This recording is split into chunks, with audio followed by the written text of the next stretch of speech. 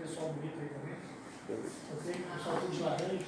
Bom, diminuição do tempo de trabalho de parto. Por que é vantajoso isso? Qual é a diminuição do tempo de trabalho de parto? Enquanto o pessoal da área hospitalar estão desenvolvendo as atividades, o acompanhante está acompanhando ali, recebendo as queixas daquela parturiente. Se ela sente alguma dor ou algo, ela não tem que estar gritando, alguém está respondendo por ela, olha, eu não estou sentindo bem. Você pode ir lá olhar para mim, ela não está sentindo bem algo. Então, assim, você tem esse processo. Eu me lembro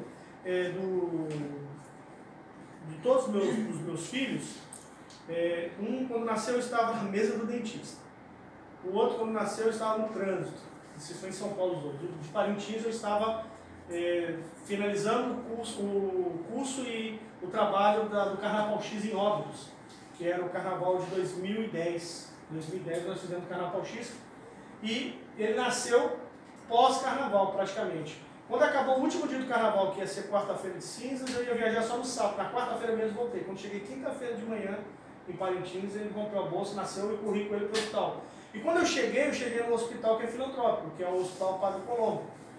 E a Mário, eu já tinha dado aula para todo aquele pessoal, eu tinha formado toda aquela turma. E a Mário falou assim para mim: meu filho, esqueça que você é instrutor, esqueça que você é professor, nesse momento você é o pai. Sente-se aí e te acalma, deixe que eu faça o resto. E eu deixei ela fazer o trabalho dela, porque eu tinha que entender que era o trabalho dela. E mesmo eu tendo o direito de estar lá dentro, como estava numa área com várias mulheres, não estava no quarto separado, então mesmo que eu tivesse direito, não ia ficar uma situação confortável estar. E aí eu fiquei afastado e em alguns momentos fui lá auxiliar, ajudar, porque ela pediu, mas eu deixei ela fazer o trabalho dela. Então a gente, às vezes, nós temos que entender isso. Uma coisa é você entender esse processo e haver o respeito de todos em relação a isso. Então, como nós falamos na diminuição do tempo de trabalho de parto, é quando a pessoa se sente mais acolhida, por mais que ela esteja sentindo dor, você vê que ela se sente muito mais confiante. O parto pode sair mais rápido, ele pode nascer mais rápido, porque naquele momento ela não está sentindo sozinha, principalmente quando é o primigesto, né? Primeira gestação que a pessoa não sabe o que vai acontecer, quando já é o terceiro, quarto, quinto filho, já sabe como vai desenvolver aquilo. E mesmo assim ainda passa por alguns apuros. Sentimento de confiança, controle e comunicação. Sentimento de confiança, ela vai confiar mais, porque ela sabe que tem alguém ali por ela. Controle, ela vai controlar muito mais a sua parte emocional e seguir aquilo que é falado para ela. E a comunicação fica muito mais fluente, porque ela está falando com alguém que precisa levar essa comunicação. Ela não vai conseguir sair da cama, mas alguém vai sair dali e levar ao setor de enfermagem, levar ao médico as informações que ela quer. Menor necessidade de medicação e analgesia, menor necessidade de entrar com medicamento para que possa impulsionar, para que ela tome o medicamento que comece a fazer o processo de contrações. E não vai haver, talvez, dar uma analgesia para que ela possa sentir menos dor. Menor taxa de dor e pânico. A mãe vai sentir muito mais com o esposo do lado, com a mãe, com alguém que ela se sinta. E ela sabe, mesmo no parto cesáreo, há de se convir que, apesar da mãe receber ali uma anestesia, né, uma anestesia RAC, que é só do pescoço para baixo, que ela tem que se manter consciente durante o parto cesáreo, a mãe também se sente nervosa. Imagina que ela está ali imóvel e só escutando o que está sendo falado e não sabe, não vê nada, um pano na frente, olhando para o teto o tempo todo.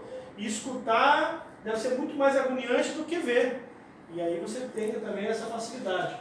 O aumento de índice de amamentação, nós vimos isso no vídeo, que com 20 minutos o bebê já estava amamentando. Melhor forma de vínculo de mãe e bebê, é o primeiro contato. Nasceu, e ao nascer você já está encostando ali, já está entregando para a mãe, para que a mãe possa acalentar. E maior satisfação da mulher, isso é fundamental.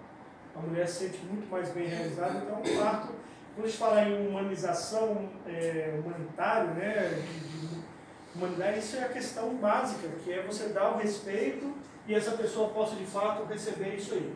Nós vimos aqui os tipos de parto que nós temos humanizados. É muito comum hoje alguns partos serem realizados em casa, com acompanhamento dos filhos, acompanhamento da família. Eu vou deixar tocar só uma parte aqui, isso é um vídeo da internet.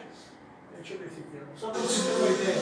Onde a família toda está fazendo parte. Apesar de ser uma música brasileira, mas é uma família americana. Nesse momento todo mundo ela está sentindo à vontade, está o esposo, tem a enfermeira que vai estar ali aparecendo, os filhos. Tem a bebezinha dela menor que tirou a roupa toda também, como se estivesse ali, porque ela, sabe, aquela coisa que não está muito preocupado em relação ao pudor, sim, é aquele momento que a mãe tem que sentir. Aí é um parto que é feito em casa, ela é feito sentada, ela vai estar sentada nesse momento, vai demorar um pouquinho. Aí olha, isso aí no caso não é a enfermeira, é o pai, né, os filhos do lado, a família. Para muitos talvez pareça ser um parto, não, mas isso, que a gente está muito tradicional, mas é uma coisa muito natural em algumas famílias quando decide que aquilo que a Dina falou, a decisão da mulher, como ela quer que nasça o filho. Às vezes o próprio profissional, quando vai, ela mesmo decide fazer em casa. Ela mesmo decide em casa. Então é algo assim que... Porque o parto é natural. Né? É algo... Não se faz parto cesárea. É contra a lei lá. É algo natural. Ao extremo mesmo. A vida inteira foi natural. Desde que mundo é mundo, a mulher pare do mesmo jeito. Hoje nós temos todos os recursos. Imagine isso na época dos homens das cavernas. Você acha que as mulheres das cavernas não pariam também? Homem é homem desde que mundo é mundo. Sabe? A bebezinha está até peladinha também. A mulher do bicho está aí. Um monte de gente lá. Deixa eu adiantar um pouquinho para não vir um pouco logo. Vamos mais para isso finalmente. Vamos ler aqui o parto, né? Uma outra questão que é importante, nós estávamos falando sobre a questão pubiana, né? Os pelos pubianos, tanto no homem como na mulher, é algo que é natural, porque eles são um meio de defesa para a mulher também em relação à doença. Essa frase é, oh meu Deus, oh my God. Nasceu. Todo mundo em casa, em volta, o bebê nasceu, claro, tendo uma assistência, uma enfermeira. Isso só aconteceu porque primeiro foi avaliado que poderia ser sido feito, senão ia ter que levar para o hospital. Então são coisas que hoje... Olha, deixa eu ver.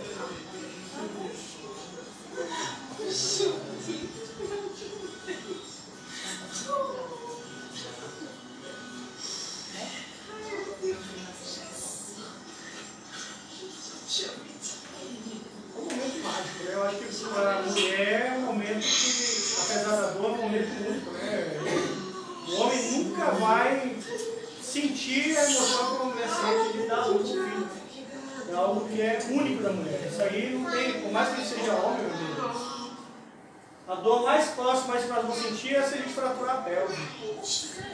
E aí a dor do parto, né? A dor da pelve é... Te imagina assim, Salomão, engolindo uma melancia aqui no espelho. Ok? Bom, como nós falamos em... Vamos lá, amanhã nós vamos entrar em parto complicado. Hoje nós vamos trabalhar falando sobre a avaliação da parturiente.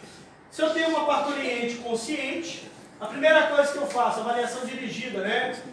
Aqui para ampla, a gente já usa já a sigla SAMPLA. O que significa SAMPLA? Sinais e sintomas que a pessoa possa ter. O que significa a alergia que ela possa ter. Então você tem que fazer entrevista à vítima.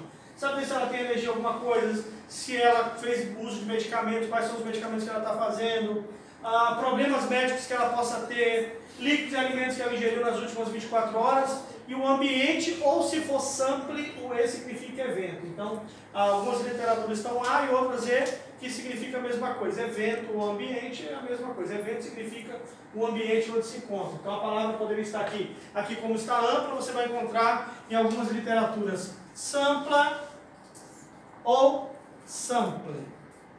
Ok? O S que foi acrescentado significa sinais e sintomas. O que são sinais? Sinais é aquilo que a gente vê. O que são sintomas? Aquilo que a vítima sente. Então, é o que ela refere. E aí nós vamos para a alergia que ela possa ter, medicamentos que ela possa ter feito uso nas últimas 24 horas, problemas médicos, líquidos e alimentos e ambiente ou evento. Evento e ambiente é a mesma coisa, significa o local onde a vítima se encontrar. Então, se a palavra tiver sample ou sampla, o E e o A tem o mesma conotação, significa local, ambiente, evento. Sinais vitais. Que sinais vitais que eu verifico? Quais são os sinais vitais primordiais que eu verifico numa parturiente? Pressão arterial. Então, eu preciso saber qual é a pressão arterial que ela vai ter. Ok? Quando a gente passar para o galpão, tudo que a gente aprendeu aqui, a gente vai usar lá. Então, eu vou querer que vocês verifiquem todos os sinais vitais. Nós vamos levar isso para a prática. Então, sinais vitais, através do quê? Verificação de pressão arterial. Né? Se é um profissional da saúde que tem um esfígmo, um manômetro tradicional, lembrando que esse esfígmo tem que estar o quê? Calibrado, tem que estar ferido. Se estiver fora de calibração, vai dar resultado errado. O verificação digital, ele é tão importante quanto o manual, porque o digital vai te dar o resultado e ele está amparado pela lei, pela Anvisa, amparado pela OMS. Então, é saber usar corretamente. Qual é a outra coisa que eu posso verificar? Oximetria, taxa de oxigênio, verifico taxa de oxigênio, verifico batimentos cardíacos, verifico respiração por minuto, verifico mais o que na vítima? Temperatura, a temperatura é importante. Hoje nós temos equipamentos que facilitam a verificação rápida, que você chega próximo com o infravermelho, em 3 segundos te dá o resultado. Então, quando você tem os recursos certos na hora certa, você traz todas as respostas necessárias. Os senhores vão aprender a preencher a ficha de atendimento de rua, onde nessa ficha vem todos esses dados, essas informações. O exame físico, o que é o exame físico? O exame físico é quando nós fazemos análise primária e análise secundária, XABCDE. O X se a vítima tem grandes hemorragias externas, o A se ela tem abertura das vias aéreas e alguma obstrução, vai ser feita a estabilização da cabeça. O B, respiração. O C, circulação. O D, responsividade. Uma coisa é atender uma vítima consciente, parturiente, outra ela é inconsciente. Outra é inconsciente. E aí nós entramos nos sinais iminentes de parto. Quais são os sinais iminentes de parto?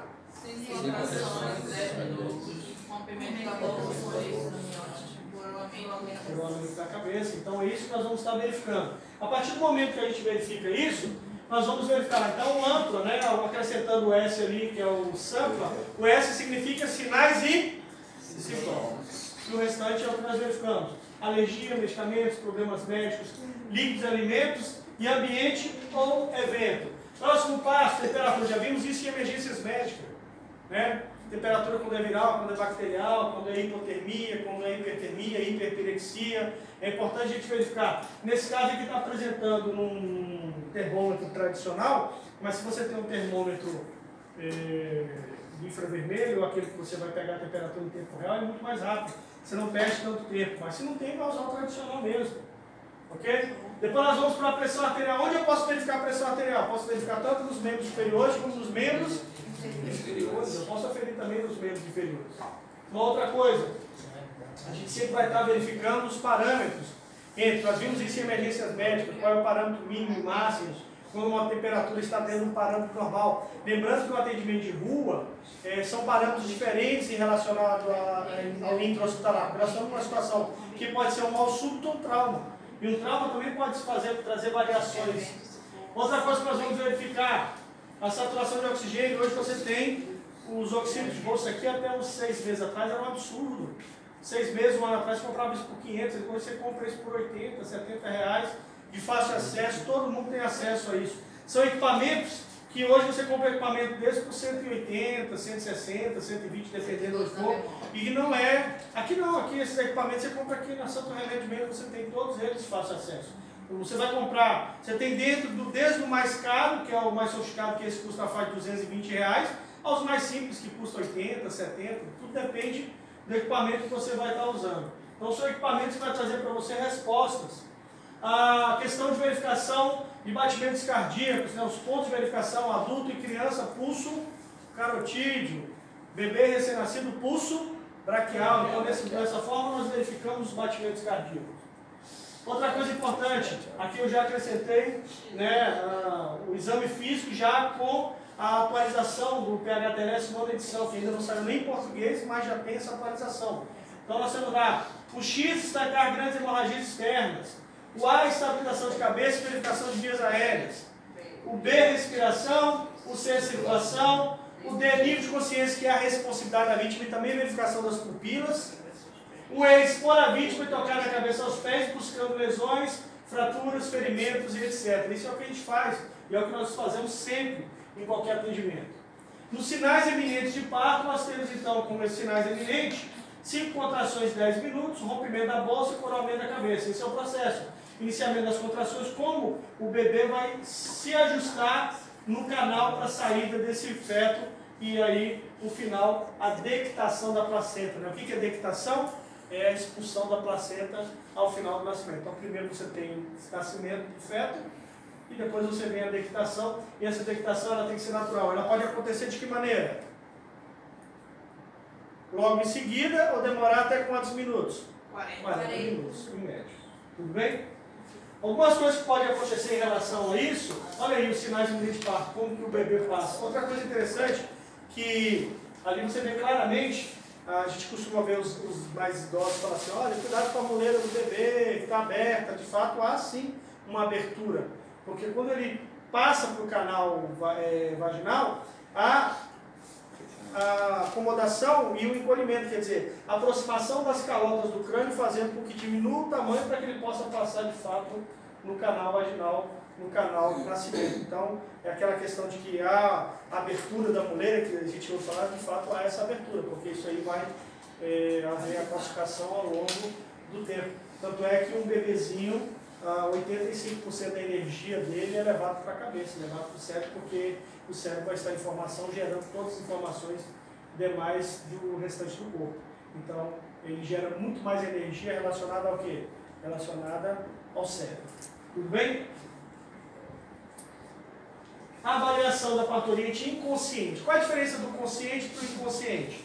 Inconsciente. Primeiro que a entrevista você não faz para a vítima, você faz com uma testemunha, alguém que está próximo, olha, o que aconteceu, ela tem algum acompanhamento, ela está fazendo pré-natal, qual é o hospital, qual é o médico que está atendendo ela. Tudo isso é importante porque você precisa buscar as informações dela junto ao médico, junto à clínica, seja particular, seja hospital público, seja unidade de pronto atendimento. Sinais vitais, a mesma coisa, todos os sinais vitais que nós verificamos na vítima consciente, também verificamos na vítima inconsciente. O exame físico também, análise primária e secundária. Porém, nós fazemos um exame detalhado, sem história. Que exame detalhado é esse? Como essa vítima é inconsciente, nós vamos buscar o máximo, minuciosamente, de informações sobre ela. Principalmente em relação se ela pode ser uma vítima parturiente de mal súbito, que de fato ela entrou em trabalho de parto, entrou em desmaio, ou ela pode ser proveniente de um trauma, onde ela sofreu um acidente e esse acidente adiantou o processo onde ela entra em trabalho de parto. Então tem que tomar todos esses cuidados. E os sinais iminentes de parto que nós vimos aqui claramente. Em relação a isso, a gente vai ter aí o passo a passo do parto.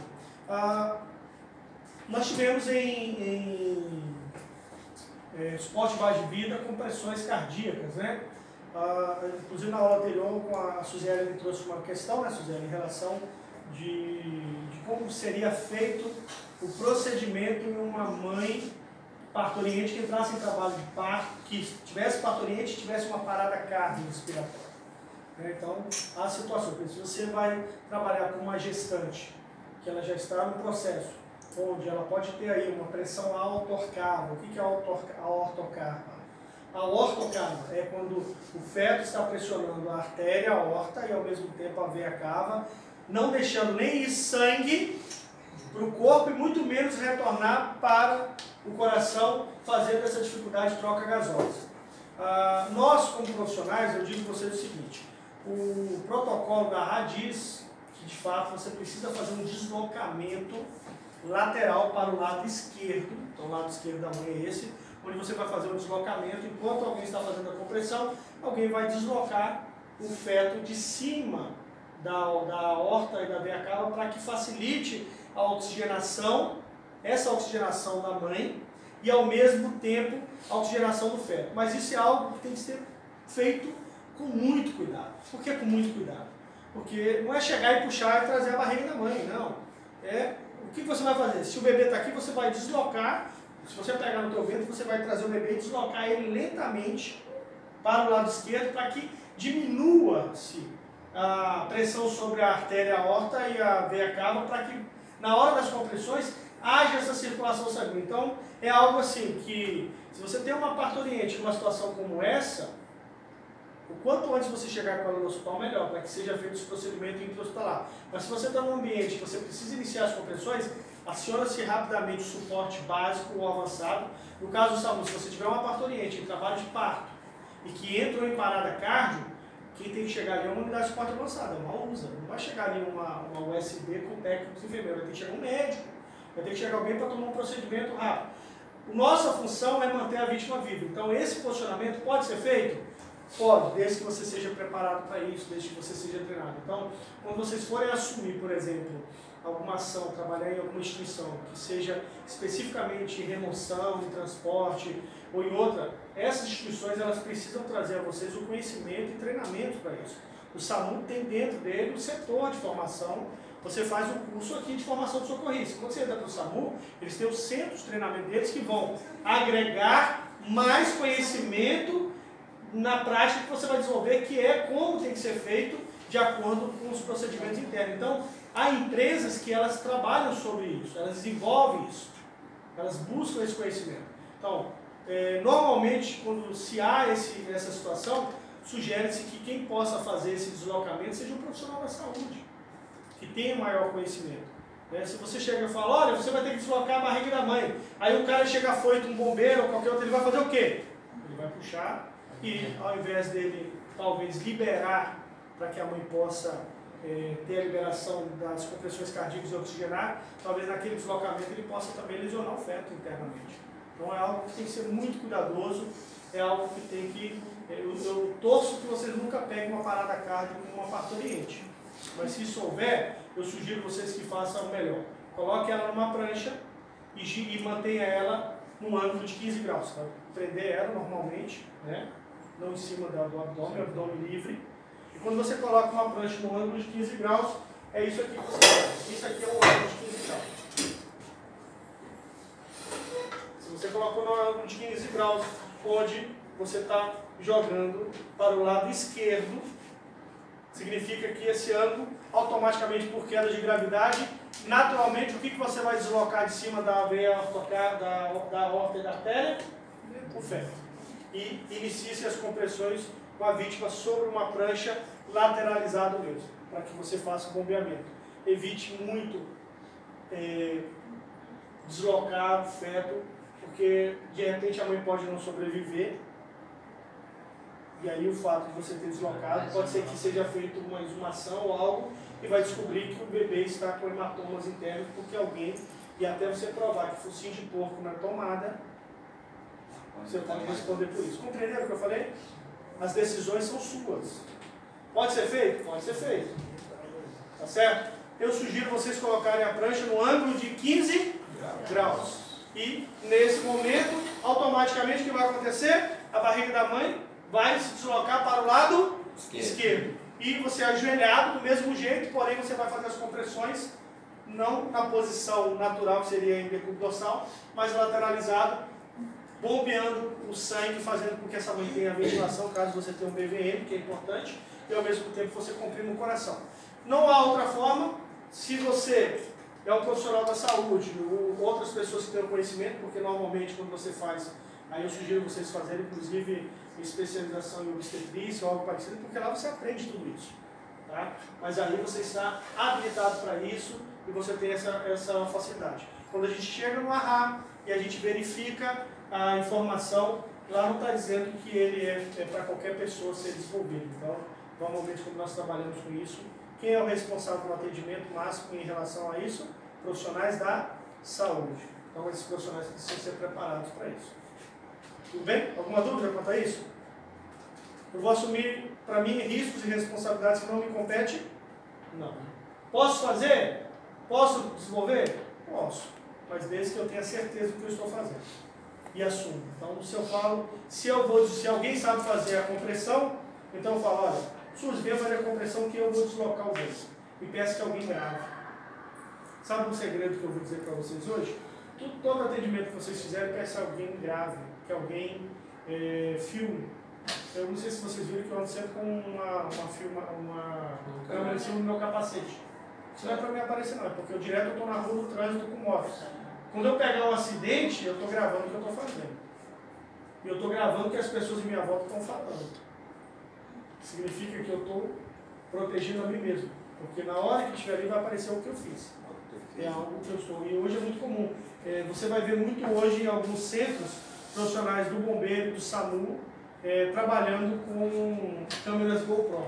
Porque eles gravam os seus atendimentos para não ter dúvida do que foi feito.